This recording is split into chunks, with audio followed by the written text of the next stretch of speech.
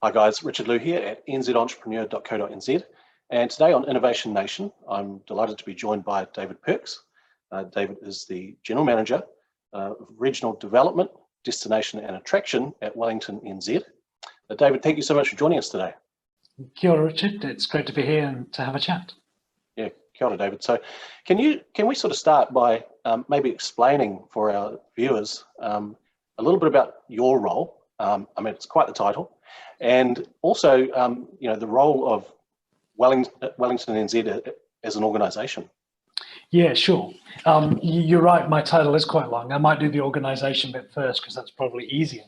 WellingtonNZ was formed as READER about 5 years ago. READER was the Wellington Regional Economic Development Agency, which was long. So we all called it READER.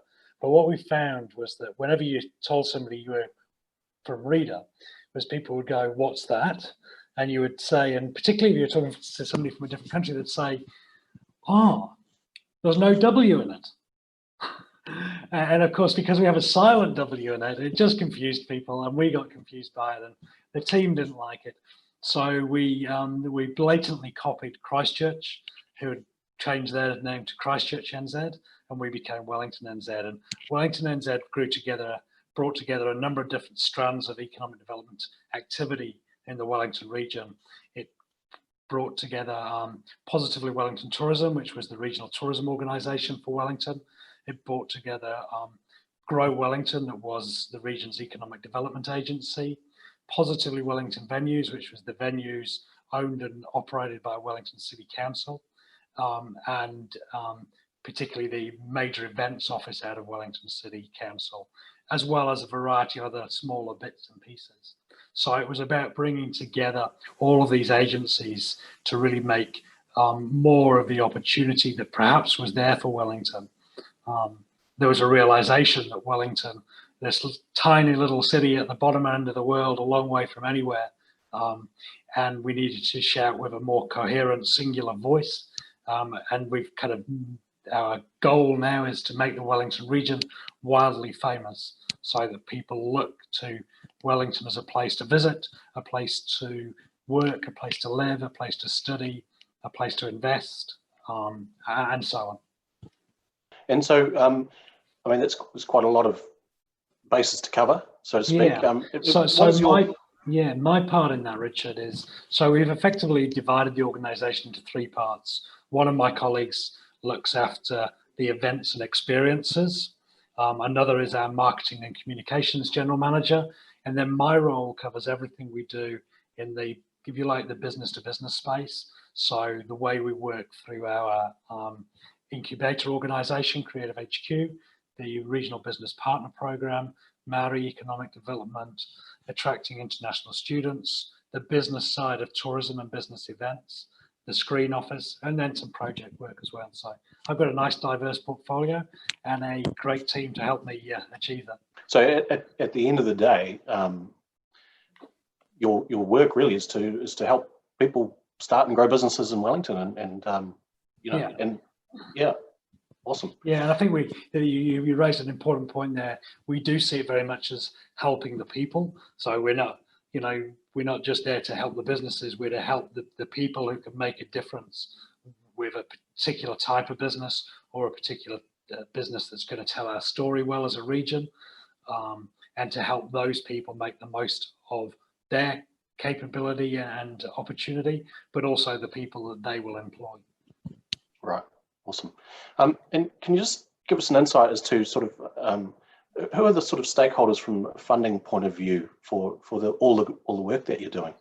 Yeah, sure. So as an organisation, we get of our core funding, 80% comes from Wellington City Council via a mechanism known as the Downtown Levy, which is a targeted rate on commercial ratepayers in the CBD. And the other 20% comes from Greater Wellington Regional Council, which is a economic development rate charged on every ratepayer across the whole region. Some parts of our work is purely funded by Wellington City Council, such as the way we operate venues and major events, which comes on top of that. Other parts are very much we put all the money in the pot together and we do the activity. Can you give us an idea, though, of what traditionally has driven the Wellington economy? I think historically the underlying influencer is being the capital city. And I think, if we were to walk back into the 70s and 80s, Wellington was well known for being a kind of grey, dour city which just had public servants in walk shorts and sandals, and quite a probably was much akin to Canberra across the Tasman. But what's interesting now is that although the government still plays a very significant role in the economy of Wellington, only actually about 12% of the people in the workforce work in government today. And of course, government's grown. So what we've seen is a big growing of the workforce, but particularly a growth of businesses and in various sectors outside of government, although often related to government. And I think when I look at the makeup of other sectors, what we see is that the professional services, scientific services, finance, insurance, all those things that gather around governments make up 22% of our workforce. But perhaps the interesting, exciting bit is the part that's in manufacturing, information, media, telecoms and such, which together makes up about 15% of our workforce.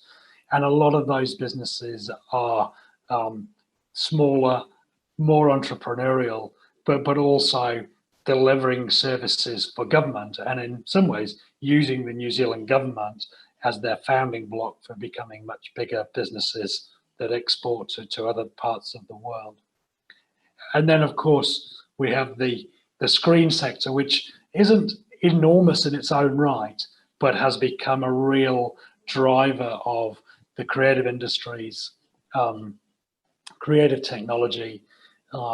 It's definitely put us on the world stage and given us something that's a unique proposition to talk about to the world, but also out of the amazing technical services that are required by the screen sector, we see startups coming in all kinds of disciplines, which bring a whole new energy into that space. And I think particularly in the gaming area, that link between film and gaming, a screen is really important to our region's economy. I mean, the things, there's some top line figures you'd probably want to understand where Wellington's about 10% of New Zealand's population, but has about 13.5% of the GDP. We've got a population of 530 something thousand, of which about just less than half live in Wellington City, and we've got fewer small businesses, but I think that's probably just a reflection at the end of more people working in government. The labour market is about 12% of New Zealand's labour market. And interestingly, you mentioned 1970s, 80s Wellington, and sort of this I guess the stereotypical view of that. Of which I was a product of Tawa specifically, actually. All right. So, if we look at Wellington now, you mentioned the creative industry, the screen industry, information media. Certainly, it's quite a dynamic little microcosm there. From an economic development point of view, or just looking for areas of potential growth, are there any particular industries? We talked about screen and film industries, but are there any others that have sort of been identified where Wellington is potentially actively pursuing? Yeah, I think the area where we see the greatest, another microcosm, I suppose, but in the Hutt Valley particularly, but a little bit in Pororoa and a little bit in Wellington as well, the high value manufacturing is, and I think again spurned out of the fact we've got Callaghan here and we've got the other CRIs here, and we've got Victoria and Massey operating here in our education space. a real intensity of high value manufacturing businesses that are using highly specialized skills to do some minute little things to create widgets that fit into something, but actually make those things work on an enormous basis. And I think that's probably the space where, outside of professional services and digital, that we will see quite determined growth over the next little while. And I think it is a sector that will be able to play on New Zealand's coming out of COVID well, and having a free entry and exit export economy. And you mentioned there the academic sort of side, with both Victoria and Massey there, and there's some exciting things happening actually in Victoria Business School through the likes of the Atom, the innovation space there. And you also mentioned Creative HQ before, which is I guess we'd still refer to it as startup incubator or accelerator. Yeah, I mean, Creative HQ is part of our organisation, and but it's done somewhat independently. But they from being a pure incubator, the types of accelerator programs they're delivering now, and some of their business partners here in Wellington, across the region, across New Zealand, but also internationally, is become quite significant, and I think has become a real focus for learning for both Wellington-based companies, but also governments. So running programs in the GovTech program, they've got to have an accelerator running in that right at this moment, and a lot of their regular clients are government departments who are looking to bring in both greater use of technology, but also innovation thinking that allows that government department to deliver better to the New Zealand community. Can we talk about COVID situation? Yeah. I don't think we can get through 2020 without talking about it, because it has obviously had some major fallout both nationally, but also on a region-to-region basis. And what we're hearing is that it's actually affected different regions in slightly different ways, partly because your economies have got, made up of different sorts of industries or businesses, and partly due to the ability or the resources to respond to what happened. Can you paint a picture for us of sort of what was going on in your team, and when that all sort of went down, very quickly from level 3 to 4, and what was the sort of the thinking behind the response there? Because I mean, to have so many sort of such a wide range of issues to have to deal with all at once, but again, only a finite amount of time, resource, and energy. Making decisions around what you're actually going to do must have been really challenging. Yeah, I think for so much of time, organisations, regional economic development agencies, most of what we do is paddling hard under the water, and you don't really get seen.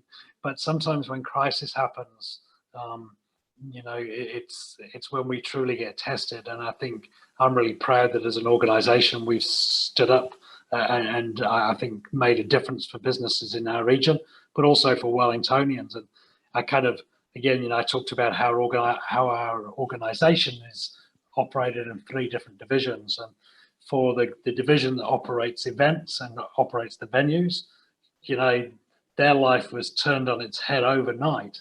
And then I think they've done an amazing job getting out of that, and to the point where over the last, I think, since tickets were back on sale in Australasia, Wellington has had more ticket sales than any other city in Australasia for events here. So just making sure we keep that vibrancy going in the city, which we know is so important to our place and makes it what it is, has been really important, and they've done a fantastic job. Then in that marketing space, we kind of kicked off the whole Love Local campaign early in March, actually, we kind of had a view of what was coming and decided we needed to get businesses focused on living local. Well, we need to get consumers focused on living local. But out of that's come a few things. And, you know, we supported restaurants when we first went back down to level 3 so that they could do at-home deliveries without any cost. And then we've had competitions for retailers to get people back into the city for that as well. But then we've kind of said, hey, this is great, all this local stuff, but we actually need to look at some of our big institutions and seeing if they're living local as well.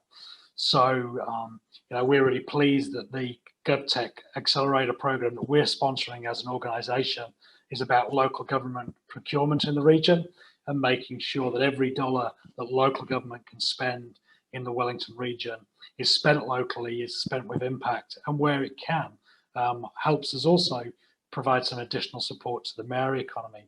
Because for us, one of the really exciting things coming out of having run a business response team with the regional business partner funding is that about a year ago, a bit more than a year ago now, we'd created a new role, which was Maori Business Advisor. And we were probably feeling a little bit challenged that we weren't finding enough Maori businesses, but we've linked up with so many Maori businesses over the last 7 or 8 months as we've been going through COVID, and we're in a far stronger position to help that part of our economy grow and to make sure that there's equity in the way we're delivering our services out to businesses across the region. So that business support stuff that I think every region's been doing through the Regional Business Partner Program, it's been incredible work by the team. You know, I think we're close to giving out $4 million worth of vouchers in kind of $2,500 or $3,000 amounts, which is an awful lot of businesses that have really taken that help and made the very most of the opportunity provided to them. I think that the sectors that have been really challenged for us are no different to anywhere else. Accommodation and hospitality, particularly in that tourism space. What I think we have seen now is that because Wellington's tourism space is very domestically focused anyway, that's come back pretty strong. But because more people are working from home, and I think Wellington businesses will very capable of allowing people to work from home, people are now working more from home. So what we're seeing is a little bit less foot traffic on Lambton Quay and so on at lunch times, and that's making some businesses having to rethink their model as well. I think what's really interesting on the positive side of business in COVID is that we've seen such an awful lot of increase in the demand for research and development assistance through the Callaghan-driven programs, and I think August was our record month ever in giving out grants through Callaghan for R&D, and we just feel that that's really indicative of where we think the high-value manufacturing, the technology businesses will get to in that deep tech space, and where it's being applied locally for high-value manufacturing as we come out of this. You mentioned there the GovTech Accelerator and the Maori Business Program, and now just you know, August being the biggest month ever for Callaghan R&D grants. Are there any other sort of highlights that sort of stick out for you in 2020? It's been a strange old year, but in terms of innovation, entrepreneurship. I think, you know, we've probably got there's a number of businesses that have really kind of raised to the front line of great work, and the one that's got a bit of stardom recently is Hotline Labs. So this is about a new, and I'm not a technical person, but it's a carbon dioxide capture system which converts wood waste biomass into clean CO2 for commercial greenhouses. And apparently, if you then try and grow your tomatoes using this highly pure carbon dioxide, they grow really fast and they grow lovely and plump, and they're great to eat. And it's also green. It's using wood waste biomass. So an opportunity to really help the New Zealand economy, to have a positive impact on the environment, but also to use those technological brains that are coming up with things like that. So we're seeing quite a bit in that link between, I suppose, ag tech production and end product. And the other thing where I think we're seeing some really interesting space is the use of data. And I'd use a company like Loves Data, who are working with an incredible number of customers across New Zealand to deliver new data-driven products and services that give really intimate information, and particularly that interface between social activity and economic activity, and what are enablers of the economy and what are the speed bumps in the economy. So I think they and others like them are doing really interesting work for again, with a bit of a community mind. And I suppose one of the things when I think about Wellington, and perhaps it is a reflection of it being the capital city, is that a lot of the projects we see are socially minded, as well as being entrepreneurial and economic drivers. But this is a city with a social driver, and I think that probably knits together with the kind of well-beings agenda that is driven through local councils, but also central government. And those are some good examples. People can read about Hotline Labs as part of this Innovation Nation series, of course. So yeah. If we cast our eye forward a little bit to 2021, are there any specific initiatives or projects, programs that people can look forward to that you're working on? Yeah, I think, as I think everybody would reflect, 2020 has been the year of planning for next week. And sometimes even then we've been completely off track with what we've been expecting. So, I think we've got a fairly settled program, and, we will continue to make sure, as we have this year, that we work closely with our government partners, whether that's NZTE or Education New Zealand or Tourism New Zealand or MB or Callaghan, all those different central government agencies, to make sure we're leveraging what they're doing in this economy in which the government is investing heavily, to make the very most for businesses and people who live in the Wellington region. And I think the other thing we're trying to get our head around is what has the impact been for the Wellington region in regards to jobs. And right now it's quite hard to say. In December of last year, there were 249,000 people employed in the Wellington region.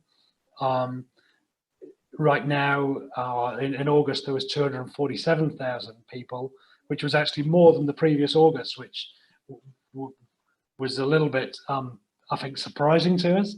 But what we don't quite know out of that is, are people working less hours? These are people employed, not FTEs. So we want to see a bit of data around that.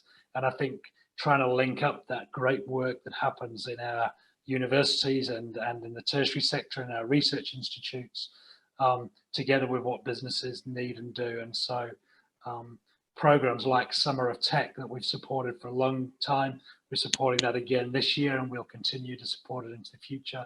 We think getting that linkage between new graduates and Wellington employers is really important, so that every Wellingtonian gets the best opportunity.